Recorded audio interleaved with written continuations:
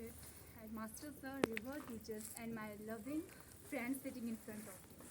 As we all know that today we have gathered here to discuss about drug abuse. Although we have discussed this topic many times, it is very important. So once more, एक बार फिर से हम इस विषय पर गंभीरता से विचार करने के लिए यहाँ एकत्र हुए हैं। हम सब जानते हैं कि किस प्रकार नशा हमारे समाज को खोखला कर रहा है, आने वाली युवा पीढ़ी को कमज़ोर बना रहा है। ड्रग एब्यूज़, इसी विषय पर हमारे कुछ छात्रों ने भाषण तैयार किए हैं। So let's start this program. So first of all, I would like to invite Simran from class 10th, who has introduced us to drug through a short poem. So, अन्य मुख्याध्यापक जी, मुख्य एवं अन्य अध्यापकगण, मेरे समक्ष बैठे सभी छात्र साथियों, मैं सिमरन कक्षा 10वीं की छात्रा आज आप सभी के सामने नशा इस विषय को लेकर उपस्थित हुई हूँ। आशा करती हूँ कि आप सभी मेरी त्रुटियों पर ध्यान न देते हुए मुझे आगे की ओर कि छा गया है मातम और वक्त रो रहा है। छा गया है मातम और वक्त रो रहा है। अरे देखिए ना जनाब, ये मेरे देश को क्या हो रहा है। आने वाला कहीं गिरा सो रहा है। अरे देखिए ना जनाब, मेरे देश को ये क्या हो रहा है। गिर गया है ज़मीर और शानें ऊंची है। गिर गया है ज़मीर और शानें ऊंची है। कल का क्या होगा ये बातें किसने सोची है। चरस है, गांजा है भांग और हीरोइन यहाँ। यही कारण है जो है हर देश को डुबो रहा। अरे देख रहा है क्या हो रहा है। विधवा हो रही है सुहागने, राखी पकड़ रोती है बहनें। विधवा हो रही है सुहागने, राखी पकड़ रोती है बहनें। माँ बाप के बुढ़ापे का सहारा बनना था जिसको। देखिए ना जनाब, ये मेरे देश को क्या हो रहा है। जल रहा है नशे की उस आग में। ना दीन धर्म ईमान है, ये टूटते शरीर बिल्कुल बेजान है। किस पर उंगली उठाए यहाँ, सबकी मिली भगत से ये काम हो रहा है। अरे देखिए ना जनाब, ये मेरे देश को क्या हो रहा है। उठाना कोई कदम, देश को आगे बढ़ाना होगा। लक्ष्य बस यही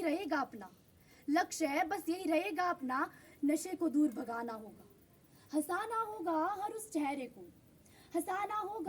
चेहरे को जो इस दर्द से रो रहा है।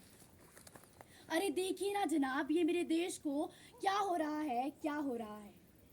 अंत में मैं बस कुछ शब्दों के साथ अपनी वाणी को ही विराम देना चाहूंगी कि आज नहीं सुधरा जो तू अंतकाल पछताएगा। आज नशा जो तू खाता है, कल नशा तुझे ये खा जाएगा। धन्यवाद।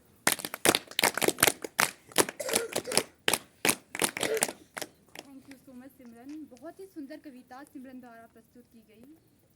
अब मैं 9वीं कक्षा से अनीता को बुलाना चाहूँगी और आशा करती हूँ कि आप अपने शब्दों से हमें परिचित करें। Good afternoon, everyone. Respected headmaster, devout teacher, and my dear loving friends.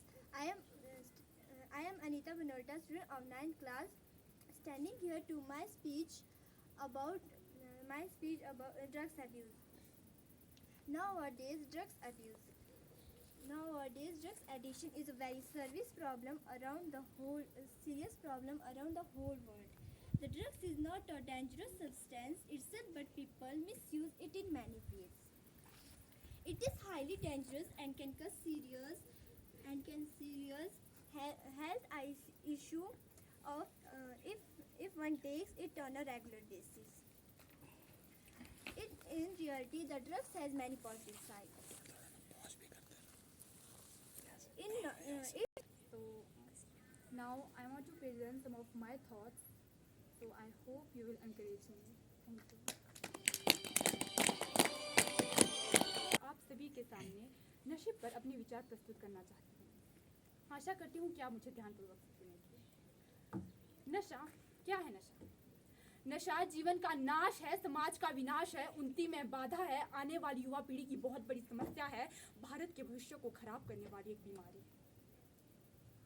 Bharat का उज्जवल भविष्य आज की युवा पीढ़ी पर आधारित है, पर आज की युवा पीढ़ी नशे पर आधारित है।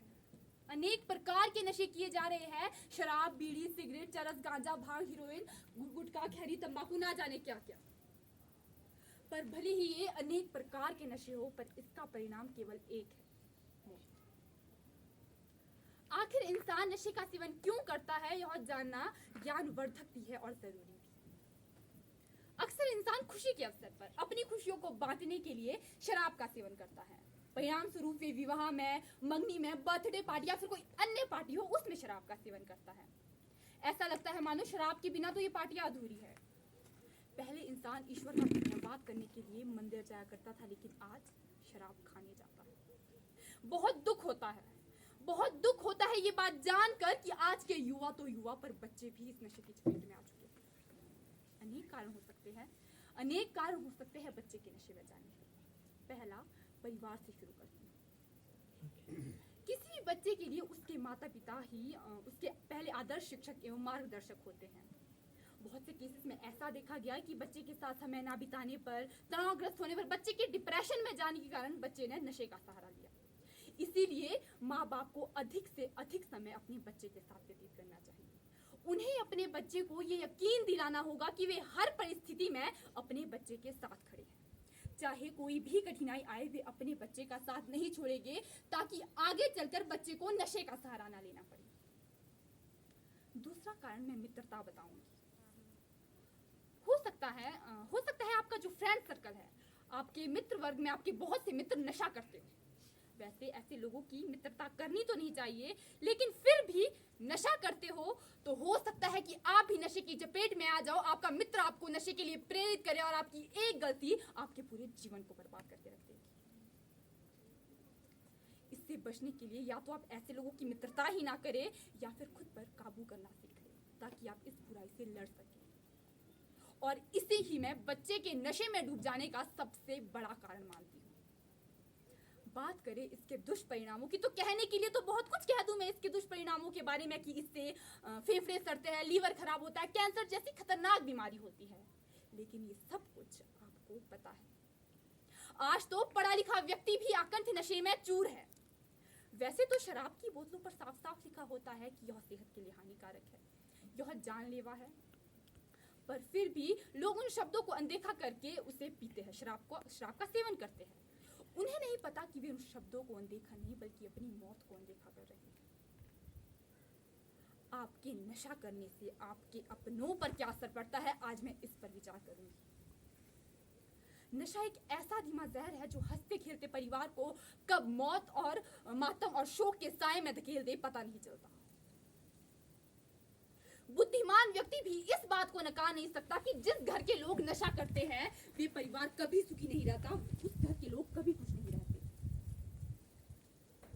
जरा सोचिए क्या बीतती होगी उस माँ पर जिसका बेटा नशे की हालत में घर आता हो। क्या बीतती होगी उस बाप पर जिसने अपने बेटे से कई उम्मीदें लगाई है, कई सपने देखे हैं, पर उन सपनों की परवाह किए बिना बेटा खुद को नशे की तपती आग में झोंक कर भस्म कर देता है। बहन सोचती है कि उसका भाई उसकी रक्षा करेगा, लेकिन वही भाई नशे की हालत में किसी सड़क पर आवारा कुत्ते की तरह सोया हुआ है। जरा सोचिए कितना दुख होता होगा उस परिवार को। वो परिवार जीते जी मर जाता है। अनेक जाने ली है इस जहर ने और ले रहा है। तो अब सवाल उठता है कि क्या इसे रोका जा सकता है? क्या किसी भी प्रकार हमारे युवा दल को इस समस्या से बाहर निकाला जा सकता है? मान लीजिए, कल्पना कीजिए, एक बेशरम गैर जिम्मेदार शराबी है, उस पर किसी भी बात का कोई असर नहीं पड़ता। उसकी बीवी की आंखों में मायूसी, बच्चों की आंखों में दहशत, माता पिता की आंखों में शर्मिंदगी है, पर इन सब से उसे कोई लेना देना नहीं। उसे बस एक बात की चिंता है कि शाम की शराब का इंतजाम कैसे हो। सब घर के बर्तन भांडे बिक रहे हैं, बीवी का मंगलसूत्र गांव के सुनार के पास गिरवी रखा है, लेकिन उससे उसे कोई लेना देना नहीं। अब एक और कल्पना कीजिए कि एक 15-16 साल का लड़का है जो घर से गुस्सा होकर भाग गया है, रात के समय घर से निकल गया है। दुर्भाग्यवश उसकी मित्रता ऐसे लोगों से हो जाती है जो नशा करते हैं और उस रात वो उनके साथ शराब पीना सीख लेता है। कहने की जरूरत नहीं कि उसकी एक गलती उसके पूरे जीवन को बर्बाद करके रख देगी। तो ये बात वो भी जानता है। अब उसकी सुबह शुरू होती है शर्मिंदगी से। वो दोपहर में उन दोस्तों को कोसने लगता है जिसके कारण उसने नशा किया था। उसकी जगह जगह बेइज्जती होती है, उसे ताने सुनने को मिलते हैं।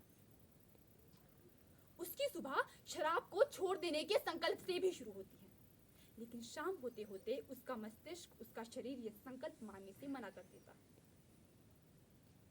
अब उसकी बेइज्जती उसकी बेचैनी का कारण बन जाती है और वो उस अपनी बेचैनी में बस एक ही सहारा ढूंढता है, वो है शराब। अब जो हमने ये कल्पनाएं की, ये एक ही व्यक्ति के चरित्र को दर्शाती है, पर अंतर बस इतना है कि ये दो अलग अलग नजरियों से बनी है। पहली कहानी का हमें नजरिया ये बताता है कि एक ऐसा व्यक्ति है जो सुधरना ही नहीं चाहता, जिसमें सुधार की कोई गुंजाइश ही नहीं है, जो पूर्ण रूप से चरित्रहीन है।